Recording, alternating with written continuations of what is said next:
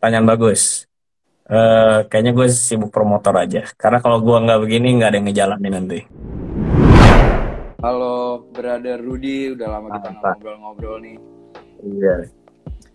Apa namanya? Tadi barusan gue announce berita atas wafatnya Hero Tito, petinju nasional Indonesia kita yang kemarin main di Holy Wings Sports Show lawan James Moko Ginta. Ada berita yang kurang oke lah Iya, ya iya. untuk Turut baru-baru berduka ini. ya. Gila itu. Iya, mudah-mudahan keluarga bisa diberikan sabaran ketabahan lah ya. Ya, tapi balik lagi, namanya juga lagi live, harus tetap lanjut terus. Dan untuk Bro Rudy sekarang, apa kabar? Gimana kesibukannya? Kalau dari kemarin kita ngobrolin dan juga dari sosial media juga aktif di acara baru namanya UFI ya. Itu sekarang Ya, kalau nggak salah jadi tiap hari Jumat atau gimana? Atau sebulan sekali atau rencananya gimana tuh untuk ini? ya kita lagi fokus untuk seminggu sekali dan itu hari Jumat jam 8 malam kita start. Oke, oke, oke. Tapi buat buffmates yang lagi live nih, mulai banyak ya. Boleh dijelasin dikit nggak sih konsepnya UFC ini tuh apa? Kalau lihat di fight card tuh kan ada 3 fight ya, ada 3 tipe. Boleh dikasih tahu nggak itu sebenarnya apa aja sih? Jadi 3 fight ini gue modifikasi biar ya banyak keuntungan juga sih sebenarnya. Jadi gue jelasin dulu ya. Yang pertama baku pukul itu adalah dirty boxing sebenarnya. Dirty boxing itu tinju yang dikombinasikan dengan pukulan-pukulan yang kayak spinning back fist, superman punch, hammer. Lalu boleh clinch, boleh pakai catch control, kalian boleh uduk choke, kalian pukulin lagi. Nah itu boleh. Yang kedua itu baku hantam, itu muay thai tanpa elbow. Simpelnya gitu. Yang ketiga underground rules itu semi MMA. Ya MMA tanpa submission tapi ada ground and pound gitu. Oke, oke, oke. Itu awalnya dari mana tuh tiba-tiba bisa kepikiran untuk ayo yuk bikin acara UFC ini nih. Awalnya tuh apa karena kedikitan ada acara di uh, dunia combat sports MMA, kebetulan di Indonesia maksudnya MMA kickboxing dan boxing lumayan agak, paling dalam setahun bisa ada cuma 2 sampai 3 kali acara yang besar gitu. Nih Betul, betul. lo bikin seminggu sekali akhirnya setiap Jumat nih. Itu idenya awalnya Yoi. dari mana sih dan akhirnya konsep undergroundnya itu dimulai dari apa? Sebenarnya banyak pasti orang punya konsep pengen ngadain fight di klub, udah kayak di film-film kayak di luar negeri, bener gak sih? Iya, Ya yeah, kan? kayak film apa tuh, Nah, Bloodsport, Mortal Kombat. nah, nah, kebetulan gue ada teman gue ini punya tempat, teman SMU gue lah. Akhirnya kita Oke. meeting, ya dia pengen bikin hal yang beda, dan gue juga punya visi misi untuk eh, mensejahterakan atlet dari segi skill, dari segi mata pencarian, ya kan? Dari dulu gue selalu agak ngebacot mulu lah masalah kayak gitu, ya kan? Masalah korupsi atlet apa dan lain-lain. Dan kebetulan emang negara kita ya jarang ada pertandingan. Dan gue rasa ini adalah event yang sangat bagus untuk para atlet, untuk mengasah skillnya, untuk mempertunjukkan bahwa dia ini bagus gitu loh. Dan ini konsep gue ke depannya, gue pengen jadiin fight ini suatu sportainment, entertainment show or whatever lah. Intinya gue pengen fighter tuh jadi dikenal, jadi punya panggung. Nah di sini tempatnya. Oke, oke, oke. Gitu. Tapi emang sebenarnya di luar negeri pun, misalkan kalian yang di Buffmate suka nanya, oh nih acaranya mungkin kelihatannya tidak resmi atau apa. Tapi sebenarnya yang buat info aja, sebenarnya di Amerika itu atau di luar negeri tuh ada semacam fight-fight kayak gini, namanya smoker fights yang emang diadakan untuk ya sebenarnya untuk naikin jam terbang atlet-atlet aja sih. Karena emang di luar negeri pun juga acara amatir dan acara profesional juga sulit dimasukin. Jadi emang acara-acara kayak yang di dalam klub smoker fights gini tuh sebenarnya ada. Dan wah, kita dari Buff sangat support banget sih Bro Rudy bikin acara UFC dan ada beberapa acara lain, karena jadinya dunia kita jadinya aktif banget lagi sih untuk tahun ini. Jadi Tuh. mudah-mudahan untuk tahun depannya juga makin banyak itu acara, semakin baik semakin bagus. Nah, BTW, lokasinya di mana sih nih dan prokesnya gimana? Maksudnya kita lagi PPKM nih sekarang. Hmm. Itu boleh kasih tahu nggak? Mungkin lu udah ada lokasinya di poster, cuman kayak pasti kan banyak orang yang masih belum tahu juga, dan masih pasti banyak kan komen daftarnya di mana dan tempatnya di mana Iya, gitu. banyak itu masih. Udah Banyak jelas. ya. Ya, untuk lokasi itu di Cengkareng, di Taman Palem. Dulu bekas Hotel Aston lah ya. Nah, itu namanya New Terminal Falcon Sports Bar. Di Google Map ada. Oke, kalau untuk prokesnya gimana itu di situ? Kalau buat orang-orang yang Prokes masih yang parno. pasti, kita ada peduli lindungi juga. Jadi untuk masuk tuh harus pakai peduli lindungi dan tetap kita utamakan pakai masker lah, ya kan. Untuk fighter juga pastinya ada antigen swab sih. Kita nggak wajib PCR juga. Lagian emang masih Oh, zaman takut COVID deh. kan kan sebentar lagi mau jadi Oke. endemi, bener, udah Nah, pada booster semua iya. juga kan. Gak usah dihindari-hindari lah, udah lah. Makin cepat makin baik kok. Makin cepat makin baik, udahlah ya. Namanya lo juga datang ke situ nonton orang fight, ibarat tuh nonton orang Iya, cuman pakai celana kolor atau cuman celana pendek, masih aja mikirin bener. prokes, anjing, enggak lah, gila. Jangan Pak Jokowi, Tapi jangan bener jangan. temen gua di rumah aja pun kena. Sekarang mau hindarin apa sih gitu loh. Di rumah aja kena. Ya emang lagi naik aja sih, tapi kayaknya mudah-mudahan ini udah paling Jadi naik. terakhir sih kayaknya. Ah, ah. Iya. Moga-moga lah ya. Iya. Udah capek juga kita ya. Asli udah capek banget, maksudnya jadi banyak acara yang harus ketunda juga sekarang, gila. Capek Ya. sih. Ada biaya masuknya nggak sih di acara itu untuk gua, misalnya gue pengen nonton, atau kalau mungkin kalau yang mau fight ada biaya pendaftarannya ya, tapi kalau untuk yang untuk mau nonton datang gitu ada harus bayar FDC kah atau harus open table kah atau gimana? Oh, ya open table sih. Lebih ke open table. Open table yang Oh, maksudnya minimum charge ya. Paling per orang itu 200.000, dia makan minum dihabisin lah 200.000 itu. oh, Tuh. oke Jadi oke. banyak yang beranggapan minimum charge itu 200.000 kayak nyewa doang. Nah, padahal dia kan harus belanja sebenarnya. Iya betul. Ya. Jadi sebenarnya nggak terlalu mahal sih ya kalau untuk 200.000, kira 3,5 juta atau berapa gitu kira-kira. 200.000 enggak lah, murah lah ya. Dapat fight, live DJ. Kadang gue kasih seksi dancer, kurang apa? Kurang 200.000 mah udah satu paket tuh, udah kayak DWP Udah, tuh langsung. udah untung lah itu. BTW bro, maksudnya sekarang ada kurang lebih berarti untuk tahun ini dan tahun lalu mungkin ada 3 acara, dan sekarang lo nambah, lo dari salah satu 3 itu lo ada Underground Fight Indonesia, terus ada Jakarta Tampol yang rulesnya juga sama ya, ada 3 biji juga, dan satu lagi ada Underground Fight League UFL ya, tapi kalau UFL hanya boxing doang gitu. Kalau dari lu sendiri, kalau dari lu sendiri gimana tuh? Apa lu ngerasa agak tersaingi, atau sebenarnya semakin banyak semakin bagus, saling support satu sama lain aja, karena dari pihak yang lain juga kayaknya mindsetnya gitu aja sih. Kalau dari lu gimana? Kalau dari gue sendiri sih mensupport ya, karena emang basically kan gue bekas atlet juga. Makin banyak pertarungan itu buat jam terbang makin bagus. Lalu untuk camp juga kan bagus, jadi banyak yang latihan untuk tanding. Untuk camp itu juga unjuk gigi bahwa murid-muridnya juga bagus ya kan, buat cari nama itu bagus sih. Cuman kalau untuk nganggap saingan kayaknya kita seminggu sekali sih ya. Jadi menurut gue ya beda lah, beda. Beda lah ya, udah bukan. Ya yang ini lebih rutin, yang itu mungkin berapa bulan sekali. Emang Iya, packagingnya juga tiga-tiganya beda-beda juga lah ya. kayaknya beda. Iya.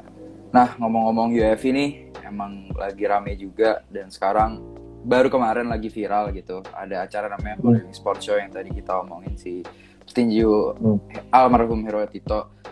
Komentar lo gimana tuh soal event itu secara keseluruhan? Apakah menurut lo itu suatu hal yang bagus, atau mungkin secara acara itu lebih bagus daripada acara MMA nasional kita yang ada di TV channel itu? Atau gimana menurut lo? Ada acara boxing kemarin diadakan di Net TV itu gimana? Ya bagus juga sih untuk angkat tinggi ya, bagus. Cuman ya ada kejadian-kejadian seperti ini, lalu ada kejadian yang orang-orang komplain kecurangan. Ya awal yang not so good lah. Tapi itu Iya, bagus untuk ningkatin inilah awareness masyarakat bahwa tinju itu atau fight itu bisa untuk sports show gitu dan laris. iya. Menurut lo bisa lebih populer daripada event MMA nggak? Kalau misalnya acara tinju kayak kemarin terus-terusan diadain. Harusnya bisa. Apalagi Hollywood itu kan gede kan. Mm-mm. Kayak Apalagi yang Ono udah kemarin sih, turun ya.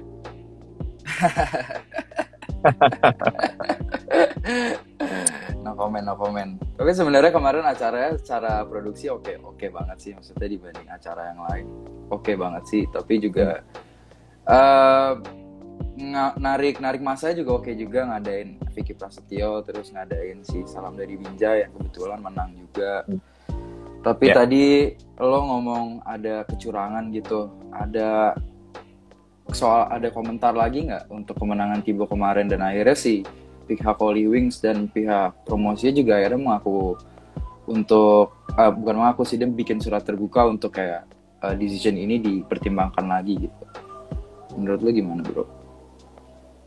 Pertimbangan apanya kalau udah keputusan nggak bisa diapa-apain. Ya, it's part of the game ya kan. Ya namanya Iya, tuan rumah, kita juga nggak tahu ada permain apa, kita nggak tahu.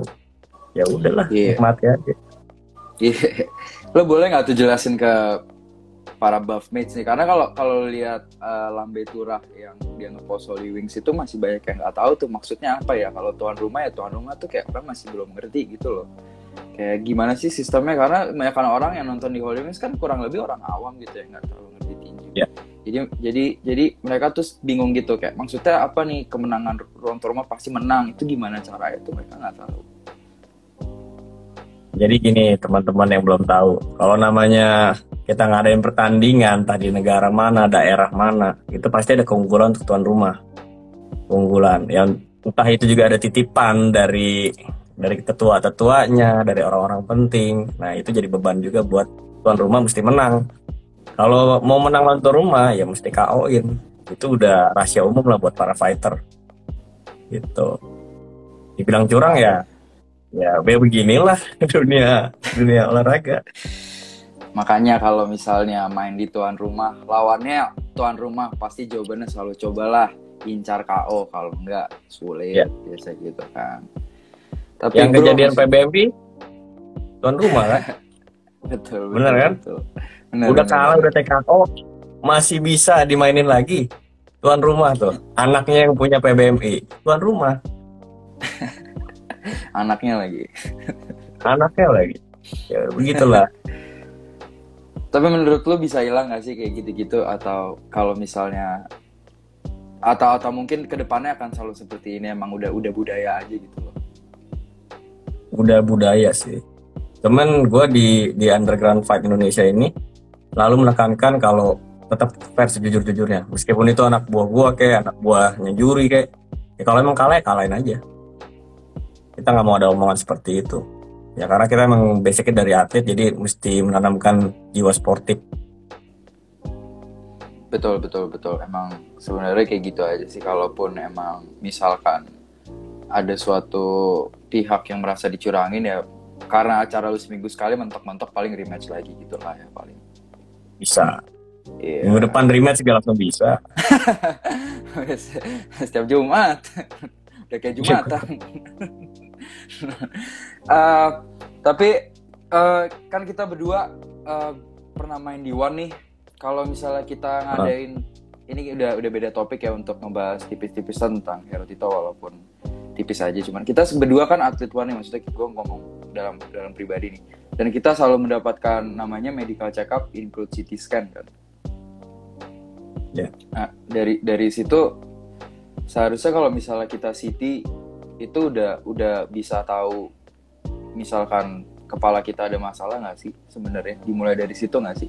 Kalau misalnya orang mungkin nyalain wasit atau nyalain situasi gitu, tapi kan sejago-jago wasit, kalau misalnya ada suatu hal yang bisa, kalau misalnya lu KO itu kan sulit juga kan untuk dilihat gitu. Menurut lo Ya. bener nggak sih kalau misalnya hal-hal kayak gini bisa dihindarkan melalui kayak protokol CT scan dan segala macam gitu. Dan gue nggak tahu ya kayak pihak dari Holy Wings dan Armintannya melakukan medical seperti itu atau enggak gitu.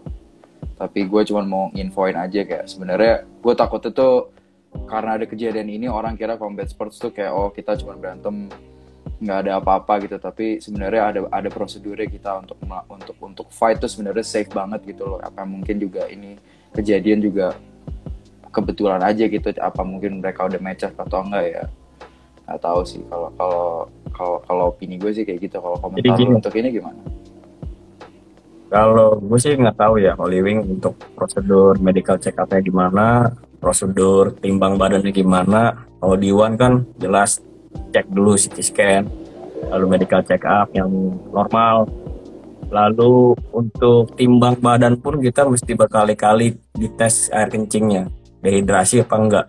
Nah itu kan penting. Dan itu menurut gue salah satu hal yang menyelamatkan atlet. Gue yakin banget sih, kebanyakan pada nggak pakai metode seperti itu. Nah, kalau dengan nggak pakai metode seperti itu, kadang atlet itu terlalu dehidrasi, sehingga kering banget tuh badan. Dan mungkin juga si almarhum Hiro Tito ini dehidrasi banget, sehingga cairan di otaknya bisa berkurang, kena pukul terus, jadi ada pendarahan. Sedangkan kalau dia hydrate terus, bagus. Mestinya sih terhindar juga kali ya. Correct me if I'm wrong ya. Cuman emang Iya, metode dari One FC itu udah bagus banget untuk safety-nya atlet. iya, Karena kita timbang nggak cuma sekali, kita 2 sampai 3 kali, 3 kali sebenarnya. Kalau yang main kotor ya.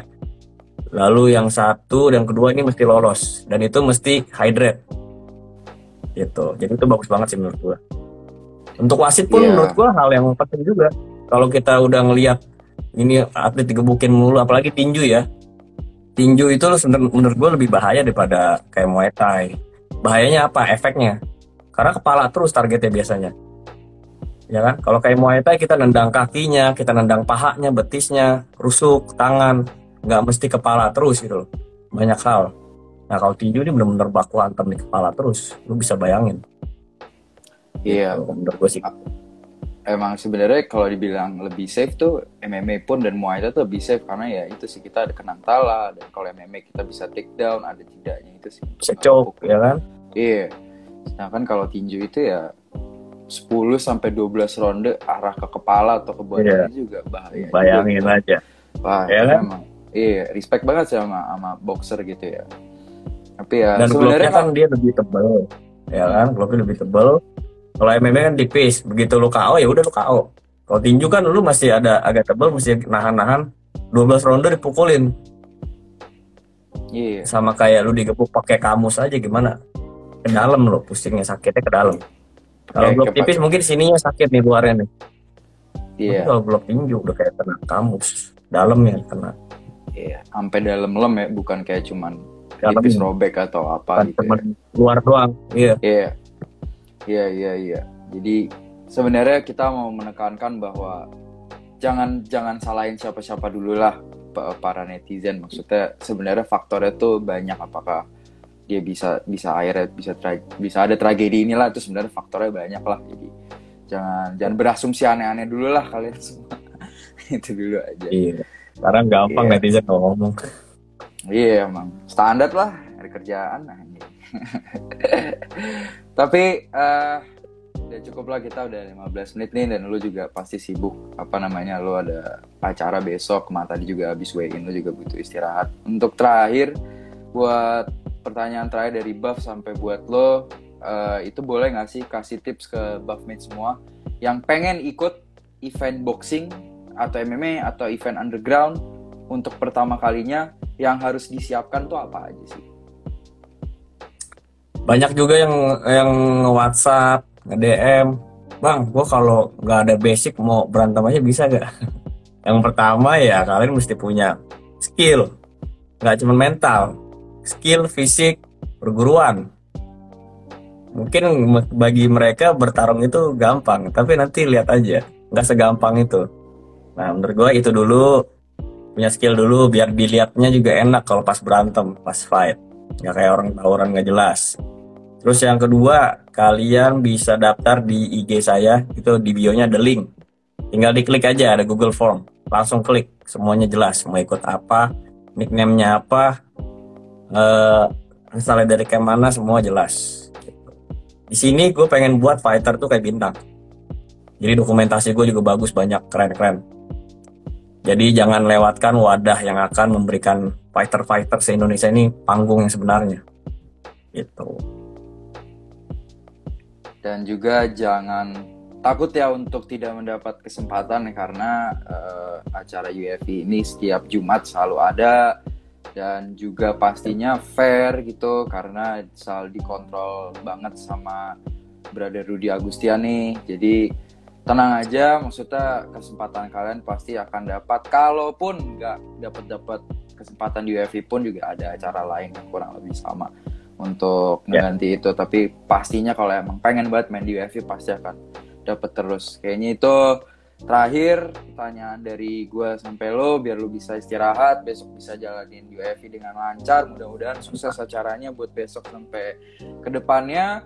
Sebelum gue tutup, gue mau bilang terima kasih udah nyambi waktunya nih untuk buff. Siap, brother. Sama terakhir, jangan lupa follow Instagramnya Rudy di @rudy_agustian ya, bener? Rudy Gold Boy. Oke, Rudy Golden Boy sama Instagram UFI_Indonesia, betul ya? UF_Indonesia, betul. Oke, UF_Indonesia. Acaranya besok dimulai jam berapa kalau orang-orang pada mau datang? Besok jam 8 malam sampai jam 12 malam. Waktunya clubbing banget ya. Asik, Jumat. Besokannya masih libur, jadi bisa mabuk banget. Oh iya bro, buat Jumat ini ada nggak fight yang pengen lo highlight buat para buffmates tahun nih yang gue nggak boleh ketinggalan nonton nih untuk nonton replay atau nonton langsung? Ya, yang pro-nya sih ada 2 yang wajib ditonton ya. Jadi ada Ronald Siaan, atlet One Pride, salah satu top fighter juga di One Pride. Dia akan melawan Christo dari Nelson Nenggolan. Mereka akan di event baku pukul. Dan yang kedua yang main eventnya ada Dwi Soekarno akan melawan Fahri Rudianto dari Tiger Shark. Itu atlet One Pride juga. Dan mereka semua nih berskill. Top pokoknya. Cakep, jadi jangan miss out ya guys untuk UF. Nonton UFC Indonesia jangan sampai miss out. Dan ada satu komen nih, lumayan nih dari salah satu buffmates. Kapan turun lagi bang? Itu pertanyaan penutup deh. Kapan turun lagi main MMA atau main apapun itu, atau sibuk jadi promotor sekarang nih brother gue? Pertanyaan bagus. Kayaknya gue sibuk promotor aja. Karena kalau gue nggak begini nggak ada yang ngejalanin nanti. Betul. Oke, sip. Cakep. Oke, brother. Gue mau ngucapin good luck, sukses buat besok acara. Nanti Siap. Mungkin UFC berikutnya gue sama tim Buff bisa datang lah on the spot ya. Gue tunggu ya. Oh siap lah, pasti. Thank you banget buat waktunya. Sampai ketemu buat Buffmates dan Berudi, sampai ketemu. Thank you, yo. See you guys. Thank you.